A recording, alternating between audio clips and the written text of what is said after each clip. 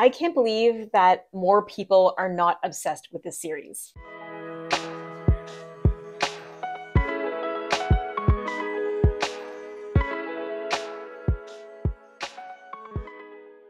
Hey, it's Corey here. I'm a fantasy nerd and aspiring writer, and I just read the Shades of Magic trilogy, and I've got a lot to say. This is going to be a spoiler-free review, so don't worry if you haven't read it yet, but I'm not going to ramble on for 20 minutes before giving you the bottom line, which is that I absolutely loved this series. As a trilogy, I give it 5 stars, and honestly, I can't figure out why more people aren't talking about these books.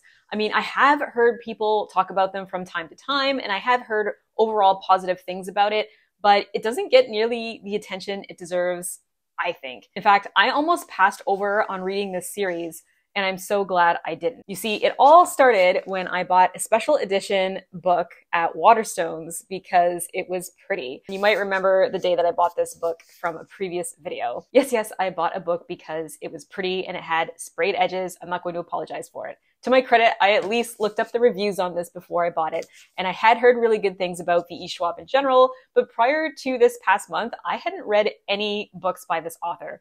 But I had heard that it took place in the same universe as the Shades of Magic trilogy, and although it's not strictly necessary to read it first, most people recommend that you do. So I thought, okay, let's download it on my Kindle and we'll see how it goes. And when I started reading A Darker Shade of Magic, I was maybe 20 pages into it, and I thought, yes, this is my jam. I know in my bones that this is going to be good. So I went online and I ordered the hardcover trilogy box set from Amazon, and I highly recommend this edition. They come with some fun fan artwork in the end pages and bonus chapters, and they're really high quality books. They were worth every single penny. Now, is this series for everyone? Probably not. I don't think there is any series out there that is, but if you like unique fantasy, lovable characters, adventure, and a small but swoon-worthy sprinkling of romance, you will adore these books. But to convince you, I'll break it down a little bit more, starting with book 1. So A Darker Shade of Magic is the first installment. This story takes place in the 1800s, and it's about a young man named Kell, and he's the adopted prince of the King and Queen of London, but not our London. We learn very early on that there are actually 4 Londons, or parallel universes, you could say, with completely different people and cultures. There's Grey London, which is our London, currently ruled by King George III, which has basically no magic in it. And then there's Kell's London, which is Red London, and they are a magical, prosperous people. We have White London, which is a starving, brutal world in which magic is dying. And then there's Black London, which was pretty much destroyed by magic. So Kell is this powerful magician known as an Antari, and he's one of the only people in the universe who can travel between these 4 Londons, and he does so as an ambassador or messenger for the king and queen. But he also has something of a rebellious streak, and he does a little bit of smuggling on the side. He smuggles objects between these Londons, which is strictly forbidden by his kingdom.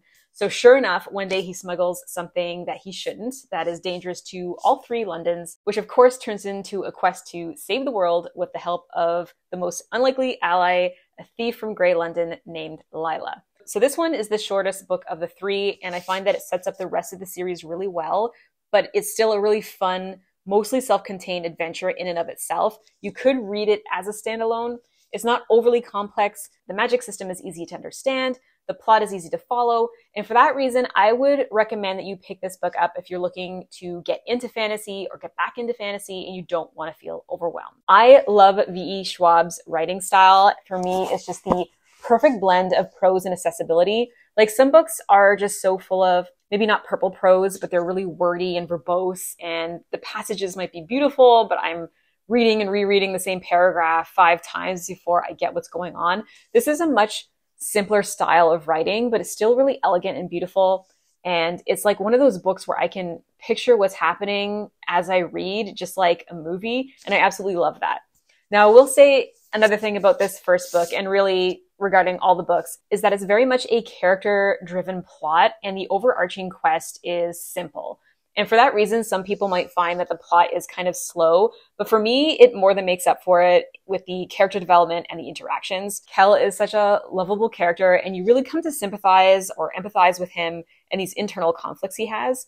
Like, he's adopted by the king and queen, but they're essentially using him or treating him like a shield for the crown prince rather than as their son. But he loves his kingdom and his family.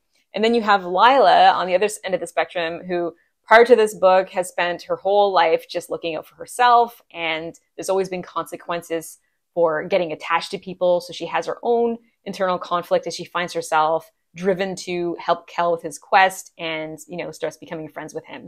And I just love their dynamic so much because they're opposites in so many ways, but at their core, they just want to be free and see the world. So by the time I finished this first book, I had to clear my TBR for the rest of the month because I knew that I wasn't going to do anything else until I finished this series. But that said, the first book was actually my least favorite of the 3 books, so I gave it 4 stars. Before we get to the next 2 books, I just want to ask that if you are a Shades of Magic fan or you're enjoying this review, you are my people, so I would love it if you would hit the like and follow button so you can watch more of my videos. All right, so book 2 is A Gathering of Shadows, and I think this might be my absolute favorite book in the series, or at least it contains some of my favorite scenes in the series.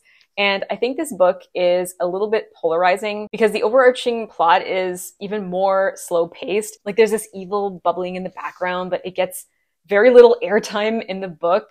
And most of it centers around Lila and Kel as they basically get themselves into trouble over this magic competition that Red London is hosting. But man, it's just so fun to read. And one of my favorite things about this second book is the romantic tension really starts to build here. And it's done in such a masterful way. It's very much a slow burn, like 400 pages slow. And there isn't a lot of it. And yet somehow it's some of the best romance I have ever read. And I think that's a testament to the idea that sometimes less is more when it comes to romance. I find that with romantic fantasies or romantices, where the love story is the central focus, sometimes you kind of feel like the author is almost beating you over the head with it, and it's easy for it to become too much. But V.E. Schwab doles out the perfect amount of sugar in this book. We also get introduced to a couple of new characters, and some of the side characters become more important as well. So the first book was very much about Lila and Kel, and this one we get to know Kel's brother Rye and the pirate Alucard, and they were very fun characters to read about as well. Then we end the book on a cliffhanger with a really iconic line. It's just honestly one of the best cliffhangers ever. So this book gets 5 stars. And then we have the third and final book in the series, A Conjuring of Light.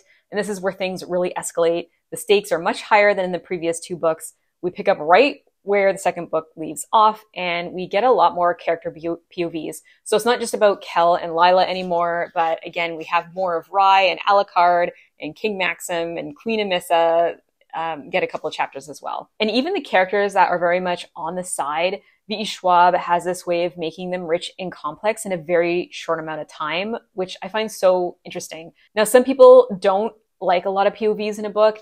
I have never really minded it myself if it's well done. And I think that it is definitely well done in this series. All the POVs tie in directly with what's going on, so it doesn't feel jarring in any way. We spend a lot more time in the oceans in this book, which I love. I'm always down for a good fantasy sea adventure. And there's plenty of action and interesting fight scenes. Normally, my eyes kind of glaze over during, magic dueling and fighting and that sort of thing. But V.E. Schwab is really good at action scenes, and especially so in this book. And we have a little bit more romance sprinkled in throughout, which is just as magical as it was in the second book. All in all, I found it a really satisfying conclusion to the series. Although V.E. Schwab definitely takes things in a different direction than I was expecting. It was really refreshing. It wasn't predictable in any way. And I was more than a little sad when it was over. So I give this book 5 stars also. So then, and only then, did I move on to The Fragile Threads of Power, which is a new series, but honestly, you can look at it almost like the 4th book in the series. And I would definitely say that you need to read the Shades of Magic trilogy before you read this, because I would have been really confused as to what was going on if I hadn't. But I absolutely love this world. I love these characters, and I cannot wait for the next installment. Thanks for watching, and I'll see you guys next time.